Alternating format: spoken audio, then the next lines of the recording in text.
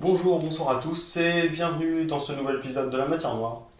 Donc non seulement aujourd'hui c'est mon anniversaire, mais en plus de ça j'ai choisi un sujet qui risque de parler à beaucoup de jeunes guitaristes qui souhaitaient un jour draguer justement cette jeune Juliette en jouant ces 4 accords. Parce que je vais donc vous parler d'un groupe irlandais, originaire de l'Amérique, les Cranberries. Le groupe s'est formé d'une pulsion des deux frères Hogan, Mike et Noel, accompagnés de Neil Queens au chant et de Ferger Lawler à la batterie. Au début de la formation, le groupe s'appelait Cranberry Saw Us, en référence à une baie qui pousse dans le comté de Limerick, appelée la Canneberge. C'est en 1990 que le groupe se sépare de leur chanteur, Queens, qui va contribuer à la réussite du groupe après son départ, c'est-à-dire qu'il va recommander une de ses amies, une certaine Dolores O'Riordan, qui va devenir la figure de proue du groupe et qui va justement contribuer au succès de la formation. Dolores va s'imposer avec sa forte personnalité et va imposer les thèmes qui lui tiennent à cœur et va même participer à l'écriture de la première cassette démo appelée Linger. C'est alors que le groupe signe chez Iceland Records. Ce morceau, Linger, va retenir l'attention du label, déjà éditeur d'un petit groupe pas trop connu. Et en plus de ça, le label va faire la promotion du groupe non pas avec ce morceau, mais avec un autre morceau, Uncertain, qui fut un échec. Stephen Street, jusqu'alors producteur du groupe The Smiths, une grande inspiration pour les Cranberries, va donc devenir le nouveau producteur de la formation. En 1993, le groupe va être lancé avec l'album Everybody Else Is Doing It So.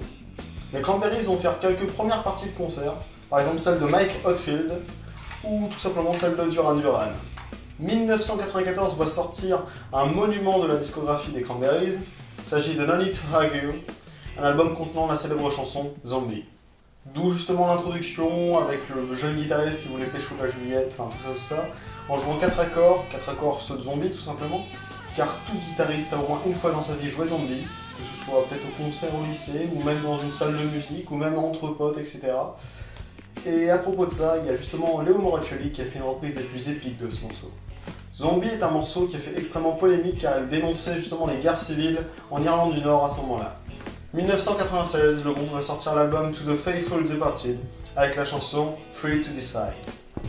Puis en 1999, c'est au tour de l'album Bury the Hatchet de voir le jour. Des morceaux emblématiques, ce n'est absolument pas ce qui me manque avec les Cranberries. Non seulement on a le morceau Just My Imagination, on a Promise, on a Ledger, on a Zombie, on a Empty.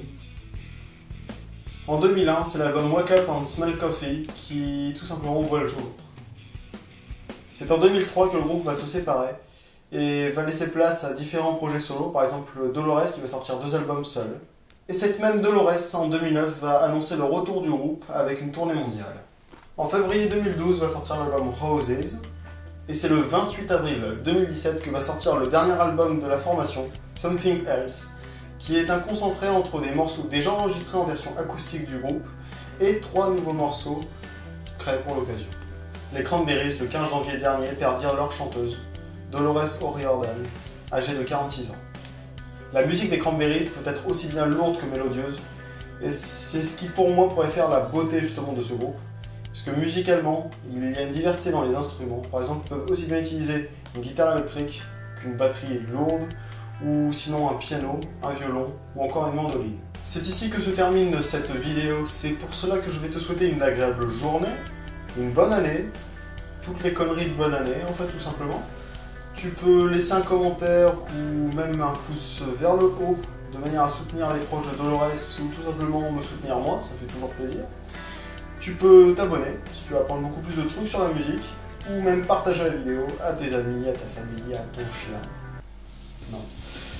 Je te souhaite encore une agréable journée, une agréable soirée. C'était Axel pour La Matière Noire. Salut.